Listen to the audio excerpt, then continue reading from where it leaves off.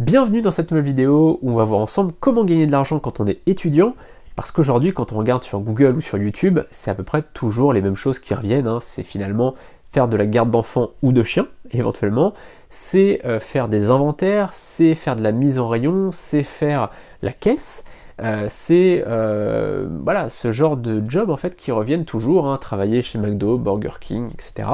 Et finalement, les employeurs, c'est toujours à peu près les mêmes. C'est toujours la grande distribution et McDo, Burger King, etc.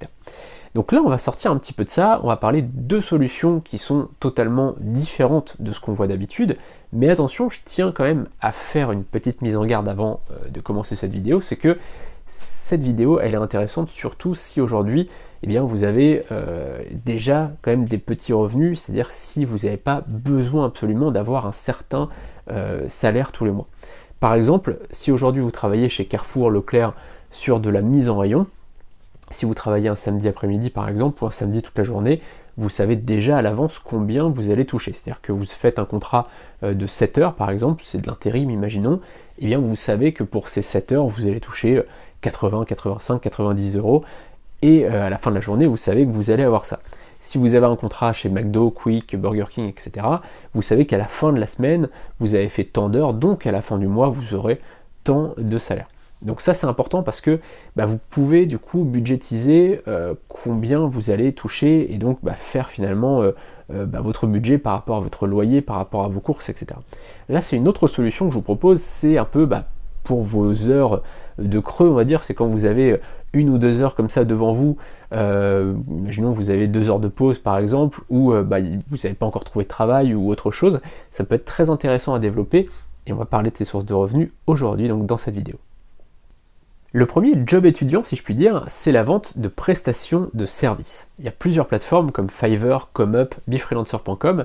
Ces plateformes, elles servent à déposer un service. Donc vous dites par exemple, je vais faire telle prestation et vous allez toucher en échange de l'argent. Comme je disais, c'est pas comme chez Leclerc par exemple, où vous allez travailler X heures et avoir en échange de l'argent. C'est que là, finalement, vous déposez un service, vous n'êtes pas sûr d'avoir une commande. Donc c'est pas toujours évident, parce que là, vous ne pouvez pas budgétiser votre mois aussi facilement qu'avec un job étudiant. Donc là, c'est pas vraiment un job étudiant traditionnel. Comme je disais, ça peut être très sympa. D'ailleurs, nous, sur la plateforme Befreelancer.com, puisque je l'ai co-créé avec ma compagne et associée, on a beaucoup d'étudiants qui font ça en plus d'un petit job. C'est-à-dire que quand ils ont 2 heures de libre, ils acceptent une commande, quand il y a une commande qui tombe, tac, ils reçoivent une commande, ils travaillent dessus sur leur temps libre, et ils peuvent du coup gagner un petit peu d'argent comme ça.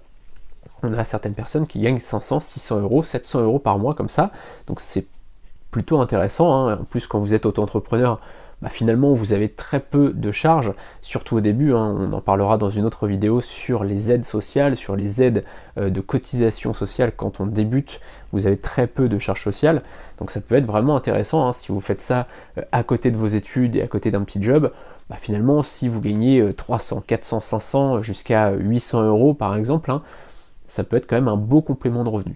Et ça pour quelques heures finalement, puisque au final vous pouvez rapidement, si vous êtes assez bon dans votre offre, si vous avez une belle offre, vous pouvez largement gagner plus de 30 euros par heure, donc ça peut être intéressant. Alors comment faire tout simplement, ça va consister finalement à déjà vous former sur une tâche précise, sur une compétence précise, par exemple, je sais pas, de la gestion de compte Instagram par exemple. Alors, l'idée en fait c'est que vous ayez déjà une appétence pour le sujet. Si par exemple vous savez déjà gérer un compte Instagram, vous l'avez déjà fait pour vous, pour des amis ou quoi, ou par exemple à l'école, il y a parfois des projets comme ça qui peuvent être faits, là ça peut être intéressant de dire tiens, j'ai déjà de l'appétence pour ça, j'ai déjà des connaissances pour ça, je vais me former un petit peu, je vais acheter une petite formation sur Udemy à 10 euros, et puis du coup je vais apprendre une nouvelle compétence et je vais créer une offre par rapport à ça. Vous pouvez aussi partir complètement de zéro et de ne pas avoir de compétences. Finalement, vous pouvez démarrer de zéro et proposer un service. Après, attention quand même à choisir quelque chose qui n'est pas trop complexe. Si aujourd'hui vous faites, je sais pas, de la création de logos, il faut quand même se former pas mal. Donc il y a toujours des formations sur Udemy, sur Domestika. Je vous cite ces deux plateformes parce que c'est des formations vraiment pas chères en général, 10, 12, 14 euros. Donc vraiment pour les étudiants, c'est vraiment très simple de se former sur ces plateformes parce que vraiment vous n'avez pas beaucoup d'argent à sortir, et c'est des formations quand même qui sont de bonne qualité. Donc vous pouvez vraiment apprendre un métier, je mets des guillemets parce que évidemment apprendre un métier ça prend du temps, mais on peut quand même apprendre des bonnes bases et pouvoir vendre des services par la suite à des TPE, PME, sur des plateformes comme Befreelancer, comme je le disais, comme Fiverr, comme ComeUp.